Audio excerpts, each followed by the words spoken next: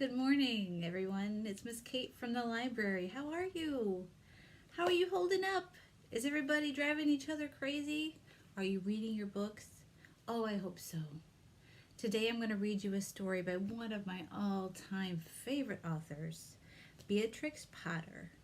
Does anybody know Beatrix Potter? No? Maybe you recognize some of these books. I fell in love with these when I was your age because they were small. Can you see them? Oh my goodness. The Tale of Two Bad Mice, The Tale of Squirrel Nutkin, and my favorite, The Tale of Peter Rabbit. Love Peter Rabbit. Oh my goodness, he's a bunny that's always getting into trouble. But he's pretty exciting. He does a lot of fun stuff. So today we're going to read you a story called Beatrix Potter's Tale of Peter Rabbit. But this one is a pop-up book. How many of you like pop-up books? Oh my goodness, I love pop-up books. So hopefully you'll enjoy this along with me. All right. Now run along and don't get into mischief. I'm going out. You see, that's Miss Rabbit there. And look, she's dressing Peter up, making him all warm, putting on his jacket. Then old Mrs. Rabbit took a basket and her umbrella and went through the wood to the baker's. She bought a loaf of brown bread and 5 currant buns.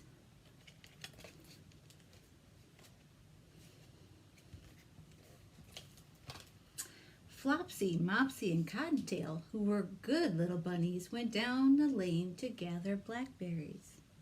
But Peter, who was very naughty, ran straight away to Mr. McGregor's garden and squeezed under the gate. Can you see that? There he goes, under the gate. First he ate some lettuces and some French beans, and then he ate some radishes. Oh my goodness. Peter is going all out. Look at him eating. Munch, munch, munch. And then, feeling rather sick, he went to look for some parsley. But round the end of the cucumber frame, whom should he meet but Mr. McGregor? Uh-oh, Peter, watch out. But Mr. McGregor was on his hands and knees planting out young cabbages, but he jumped up and ran after Peter, waving a rake and calling out, "Stop, thief!" And there goes Peter. Whoosh! There he goes. Mr. McGregor's chasing him with a rake. Ah, I hope Peter can run fast.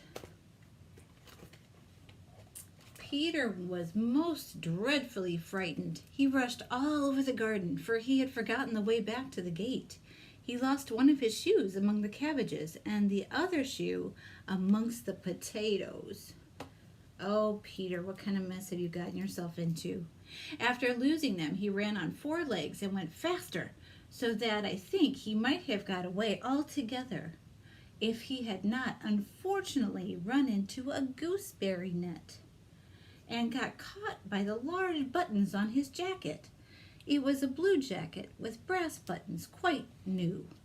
Peter gave himself up for lost and shed great big tears. Oh, poor Peter. Mr. McGregor came up with a sieve, which he intended to pop upon the top of Peter, but Peter wiggled out just in time, leaving his jacket behind him. Whew, that was a close one. Let's see what this one does. There he goes. He got out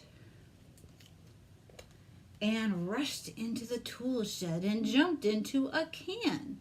It would have been a beautiful thing to hide in if it had not had so much water in it. Mr. McGregor was quite sure that Peter was somewhere in the tool shed. Perhaps he was hidden underneath a flower pot. He began to turn them over carefully, looking under each. Presently, Peter sneezed. Achoo! But Mr. McGregor was after him in no time. Oh no. Let's see what Peter's gonna do. Do you see Mr. McGregor? Is he looking in the pots? Yeah. And he tried to put his foot upon Peter, who jumped out of the window, upsetting 3 plates. The window was too small for Mr. McGregor, and he was tired of running after Peter. Do you see Peter? Oh, there goes those pots. He went back to his work, and Peter sat down to rest. He was out of breath and trembling with fright, and he had not the least idea which way to go. Also, he was very damp with sitting in the can. Do you like being damp? I don't. Poor Peter. After a time, he began to wander about, going lippity-lippity, not very fast, and looking all around. He found a door in a wall, but it was locked, and there was no room for the fat little rabbit to squeeze underneath. Oh, there he goes. He's going to try to find a spot. An old mouse was running in and out over the stone doorstep, carrying peas and beans to her family. Peter asked her the way to the gate, but she had such a large pea in her mouth that she could not answer. She only shook her head at him. Peter began to cry. Oh, that's so sad. Then he tried to find his way straight across the garden, but he became more and more puzzled.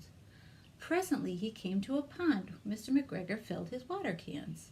A white cat was staring at some goldfish, and she sat very, very still. But now and then the tip of her tail twitched as if it were alive. Peter thought it best to go away without speaking to her. He had heard about cats from his cousin, little Benjamin Bunny. Let's see what this is going to do. Oh, I see a goldfish.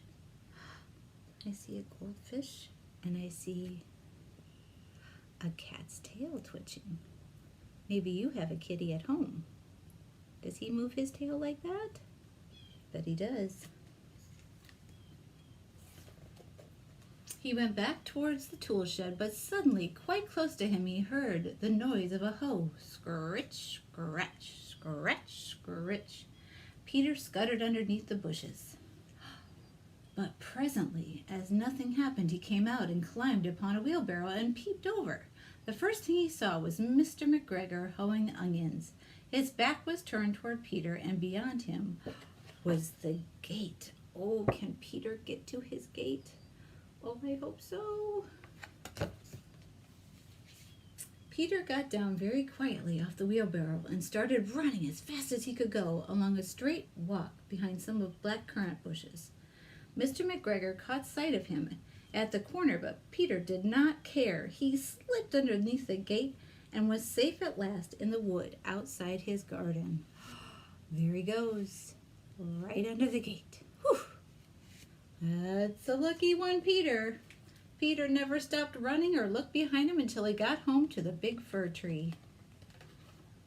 He was so tired that he flopped down upon the nice soft sand on the floor of the rabbit hole and shut his eyes. His mother was busy cooking. She wondered what he had done with his clothes. It was the second little jacket and pair of shoes that Peter had lost in a fortnight. I'm sorry to say that Peter was not very well during the evening. His mother put him to bed and made him some chamomile tea, and she gave a dose of it to Peter. 1 tablespoon to be taken at bedtime. There they are. And there's Peter going to bed with an upset tummy. But Flopsy, Mopsy, and Cottontail had bread and milk and blackberries for supper. The end. Oh, that was fun. It's especially fun when it's a pop-up book. I collect these. Maybe you do too. I hope you enjoyed the story, and I hope you like my rabbit story time. Maybe we together can do a little finger play about rabbits. So, what do we know about rabbits? They have long ears, right? And they have a fuzzy tail, and they hop a lot, right? And they wiggle, and they have a nose that they wiggle around too. Can you wiggle your nose? So we're going to do a little finger play. It's called I Saw a Little Rabbit. I saw a little rabbit go hop, hop, hop. Can you hop? I told that little rabbit to stop, stop, stop. He wiggled his ears. Can you wiggle your ears? Where are they at? And crinkled his nose and wiggled right down to his toes. Very good, very good. All right, everybody. I hope you enjoyed our story time. Come back and see me again.